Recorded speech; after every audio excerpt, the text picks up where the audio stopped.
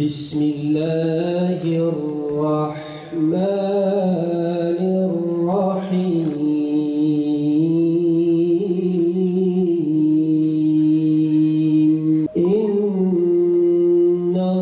İnnallâhe işterâ minel mü'minîne enfusahum ve emvâlehum.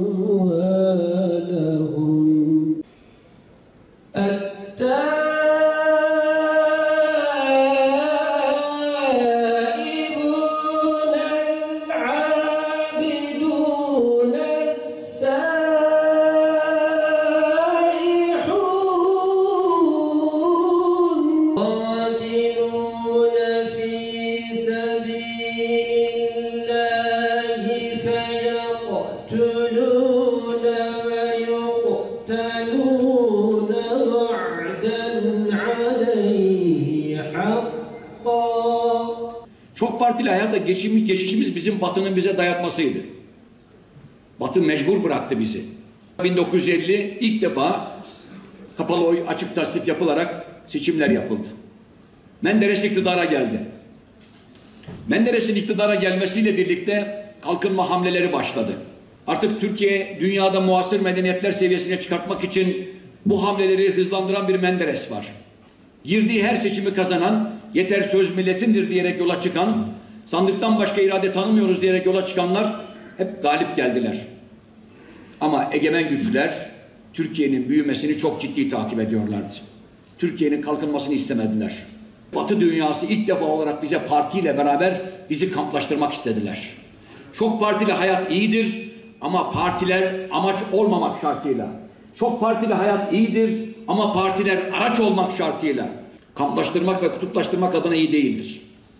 Ve Menderes ve arkadaşları darbeye muhatap oldular. Bunu Batı dünyası yaptırdı. Ve Menderes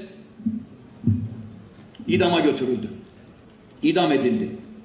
Türkiye'deki bütün darbeler, gerek 1960, gerek 71, gerek 80, gerek 28 Şubat postmodern 97 darbesi, gerekse de 15 Temmuz 2016 darbesinde bütün darbelerde ekonomi çok iyiydi.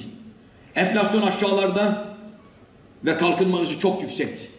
Niye yaparlar? Ekonomimiz büyürken, enflasyon aşağı çekilirken, kalkınma hızı büyürken neden yaparlar bu darbeleri?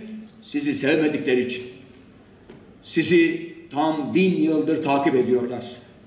Sizin genlerinizde büyük devlet kurma genleri var. Sizin genlerinizde büyük imparatorluk kurma genleri var. Bunları çok iyi biliyor Batı dünyası. Batı dünyasında hiç kan akmıyor. Bütün kan İslam dünyasında akıyor. Cezayir'den Afrika'ya, Afrika'dan Suudi Arabistan'a, Suudi Arabistan'dan Kazakistan'a, Kazakistan'dan Kafkasya'ya bir hilal çizin. Bir çizgi çizin. Bir hilal bekleyecek sizi. Bütün dünyanın yeraltı zenginlikleri burada. Petrol burada. Doğalgaz burada. Uranyum burada. Altın burada. Peygamber Efendimizin bir noktada bazısına göre sahih, bazılarına göre sahih olmayan bir hadisine göre 5 önemli nehir burada. Nil burada, Fırat burada, Dicle burada, Seyhun burada, Ceyhun burada.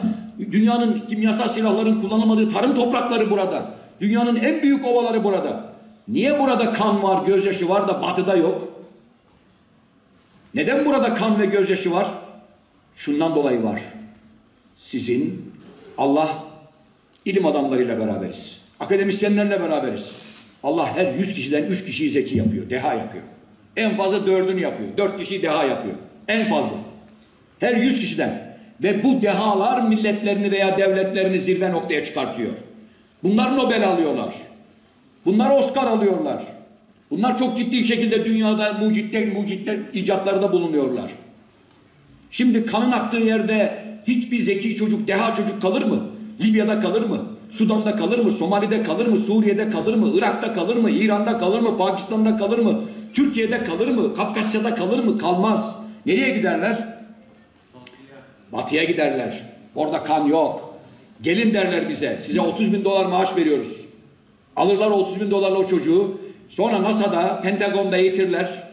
Veyahut da İngiltere'de, Almanya'da, Sorbonne'da, Cambridge'de, Yale'de, dünyanın en seçkin üniversitelerinde evlendirirler.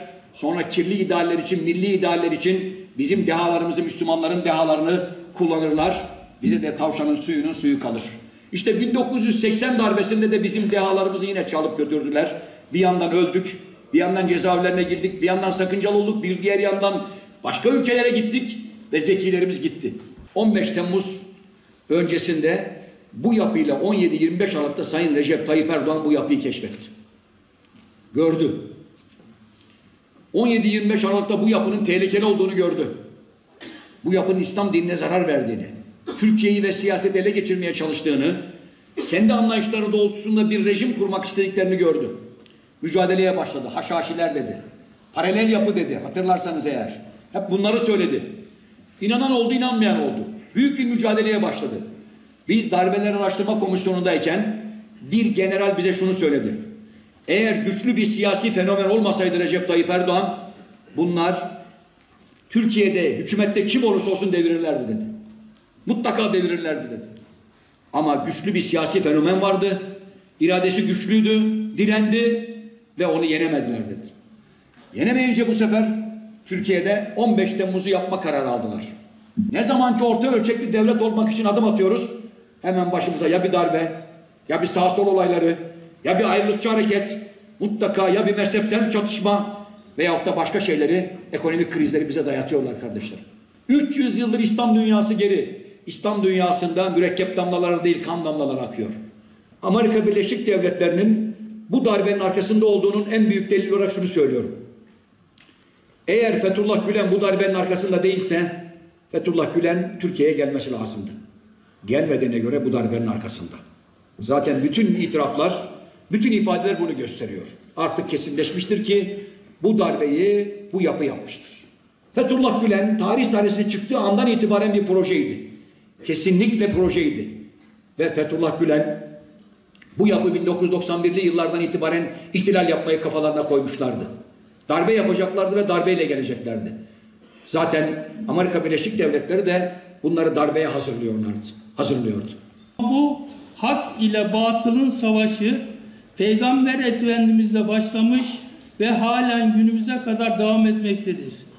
Tüm İslam ülkelerinde olduğu gibi Osmanlı'nın içinde de günümüzde de çeşitli dönemlerde batılla hizmet eden FETÖ ve benzeri yapılar olmuş, ülkeyi içeriden onlar, dışarıdan ise dış güçler zayıf düşürmeye çalışmışlardır. Yıl dönümünü yaşadığımız 28 Şubat postmodern darbesinde FETÖ'nün parmak izlerini görmek mümkündür.